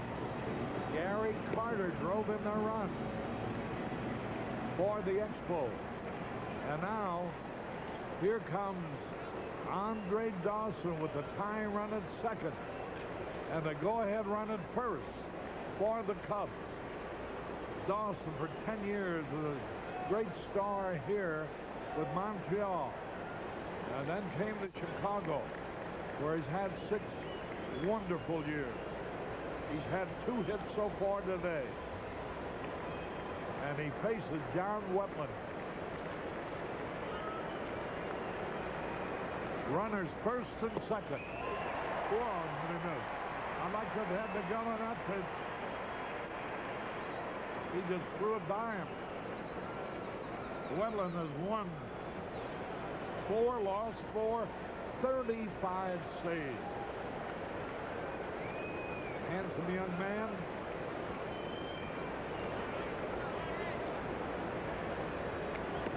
High. 1 ball, 1 strike. The Los Angeles Dodgers developed Wetland, and before he could really come of age as a Dodger, they traded him to Cincinnati, where he was there ever so briefly before moving on here to Montreal and going from a starter to a stopper. Pretty tough conversion, but with an arm like his, he did it very well. Oh, that was a breaking ball. In 79 innings, Wetland so far has fanned 94 men. That's more than 1 an inning. 3 straight curveballs to Andre Dawson, and let's see if he goes with a head-high fastball or he goes back with a curveball. And I'm guessing curveball in the dirt, and the pressure then falls to Laker to block it. 2 out, 2 on. Top of the 8th.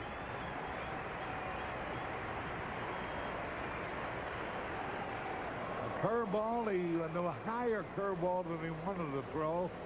And Andre tried to check his swing, fouled the pitch back.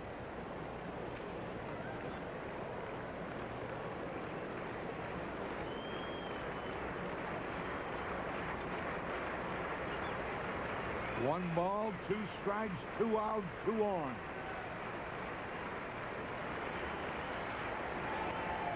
Fouled it back. He was going to right field with that one. It looks like Dawson is just trying to make contact. Andre has not had a particularly good year against his former mate. He is bearing down here, and that was a head-high fastball. Dawson couldn't catch up with it.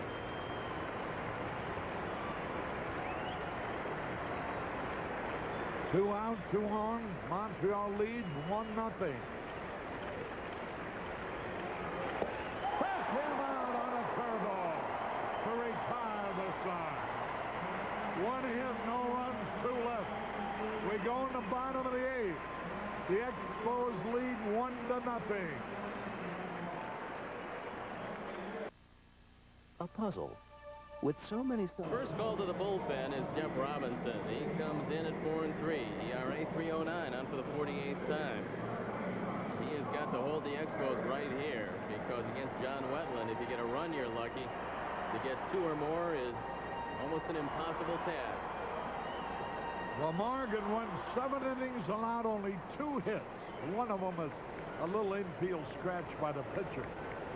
He walked 2. He panned 3. But he trailed 1-0. Here's Jeff Robinson.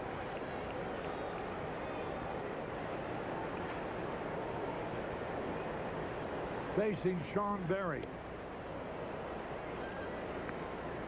Ahead on the count. Robinson's done a good job for the Cubs, considering he was only a non-roster player in spring training. He wanted a chance to show him what he could do, and they liked what they saw, and he's really helped the Cubs.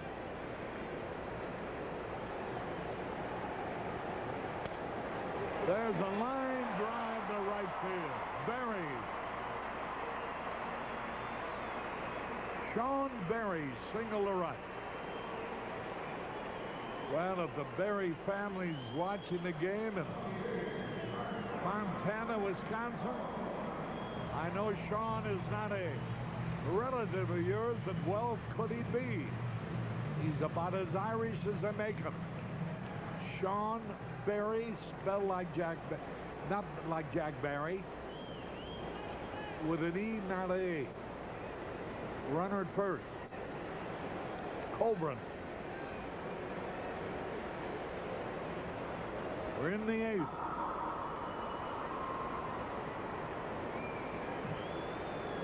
Pittsburgh leading New York 4-1 in the 7th. Colburn. Went around a bunch of pitches high.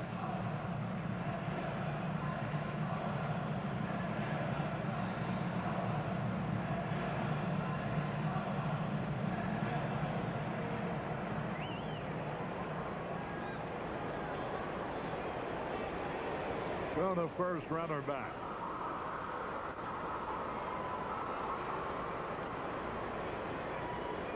Detroit murdering Cleveland 12-1 in the seventh.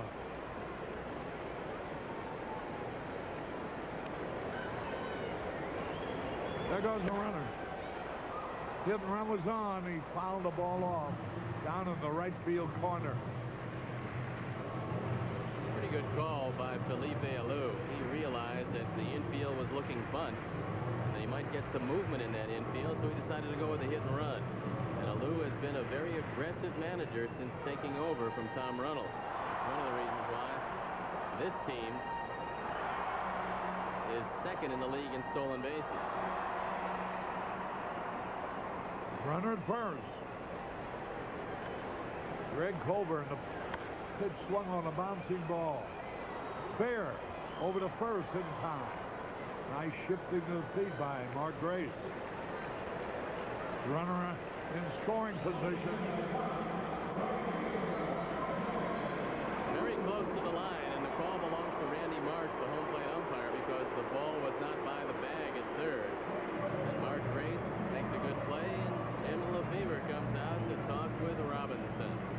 Nobody up in the pen, so he's talking about being careful with Alou, but you've got Grissom in the on-deck circle, and he's due up next.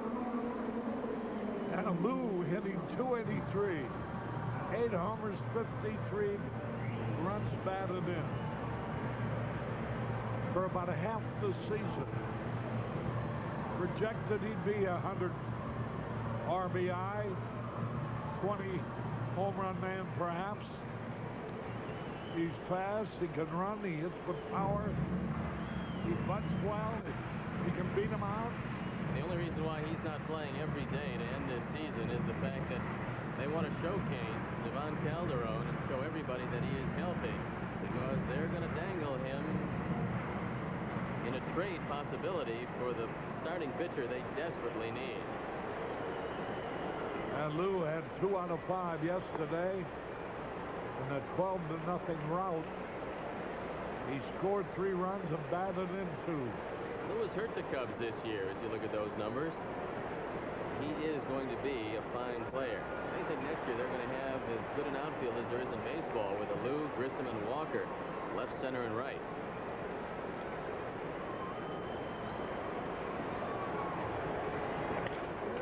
Bravo! Nice play by Salazar. Throws them out. And Sean Berry had a hold at second.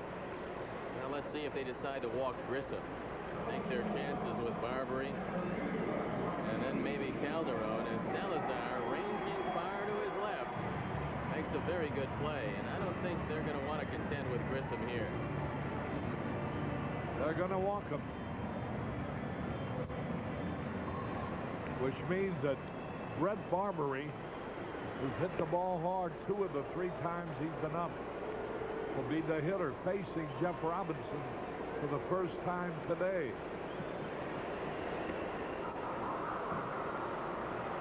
The runners will be at first and second, looking ahead to the top of the 9th, with the Cubs trailing 1-0. It'll be Derek May, Luis Salazar, and Rick Wilkins.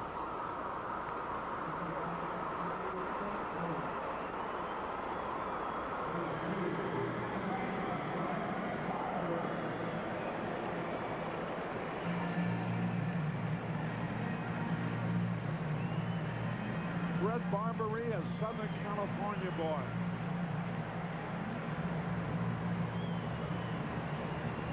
From Long Beach. Now lives in Caratos. Barbary. Runners first and second.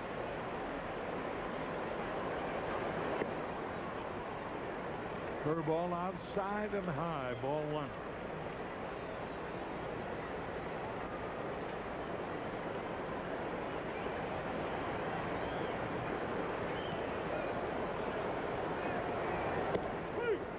Strike 1. Barbary is not going to show you much in the power department, but he does make contact. The outfield not overly deep for him. Barbary is just 25 last month.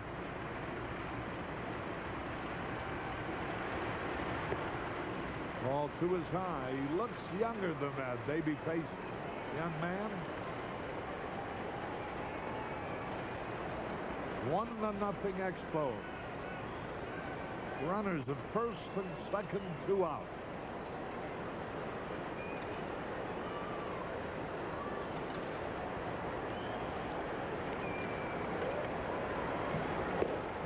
Swung and he missed. That's even 2-2.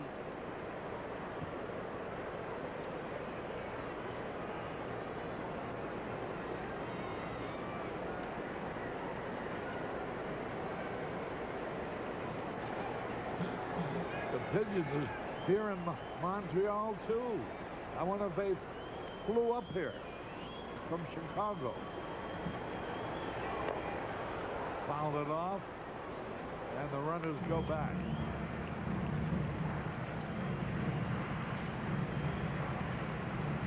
$41,000 plus paid here.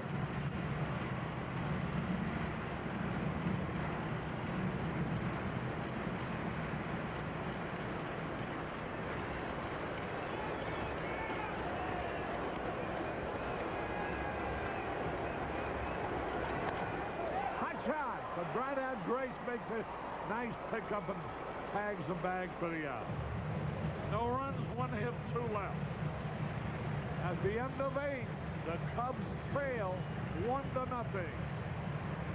Carey back in Montreal. The producer-director of Cubs baseball is Arnie Harris. The coordinating producer is Bill Borson. And the associate producer is Joe Cornell.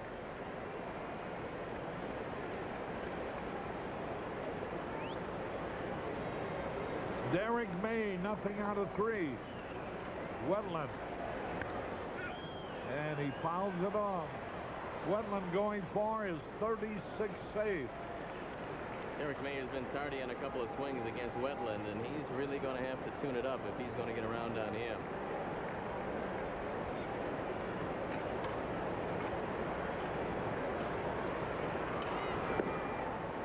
Fastball is high. 1 ball, 2 strikes. Activity in the bullpen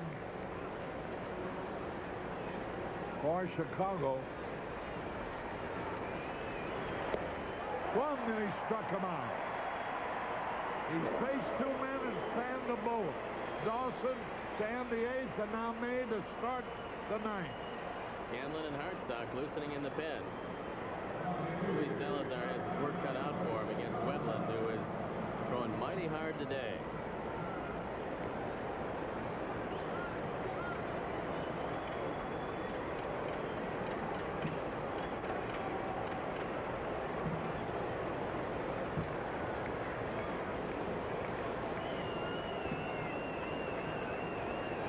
Salazar takes the strike.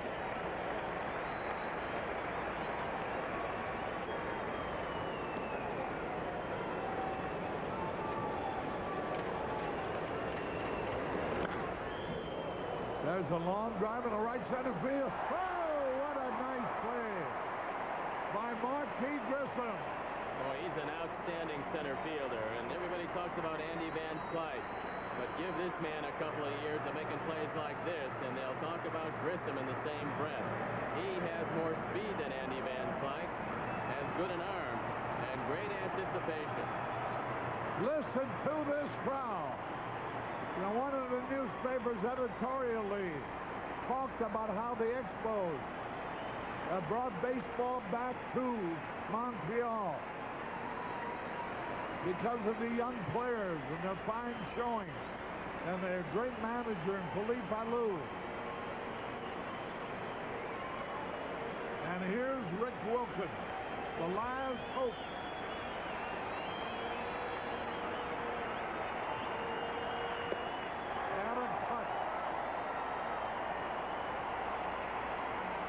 Wilkins homered Friday night. That pitch was clocked at 96 miles an hour. Wetland, a good-looking right-hander.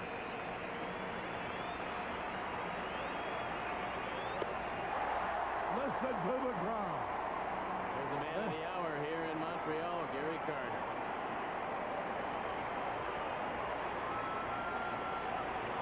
That last pitch, 93 miles an hour. Almost like a change of pace. And this one will probably be the hardest one he will have thrown today. High pop foul. Back. Out of play. The only pitch that might cost him a home run would be a fastball. As hard as he throws it, if Wilkins can happen to meet it, it would be a home run. 2 out, nobody on. 1-0, Montreal.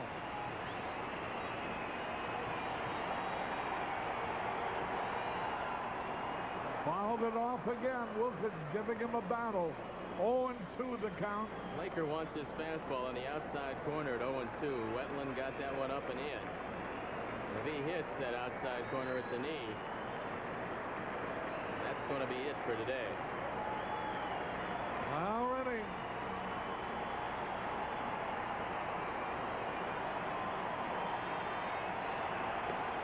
Pass it off. The game is over. And the Cubs defeat 1-0. We'll be back in a moment.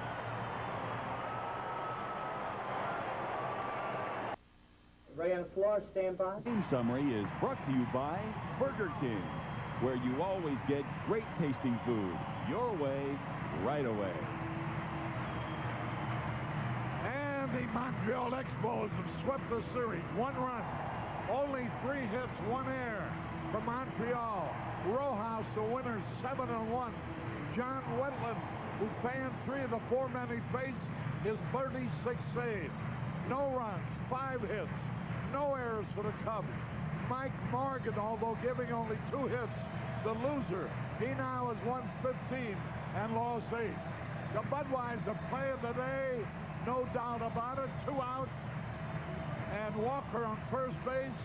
Gary Carter with a count of 0-2 hit this double over Dawson's head. Up against the right center field wall. Larry Walker scores the only run of the ball game, and the final, Montreal wins it 1-0. We'll be back with a final word in a moment. So a year ago was 71 victories, and one that's 86 this year so far. Our next telecast on Channel 9 will be between the Pirates and the Chicago Cubs tomorrow afternoon. Our telecast begins with a leadoff man at 1 o'clock. Stay tuned now for Steve and the 10th inning show. Harry Carey from Montreal. So long, everybody.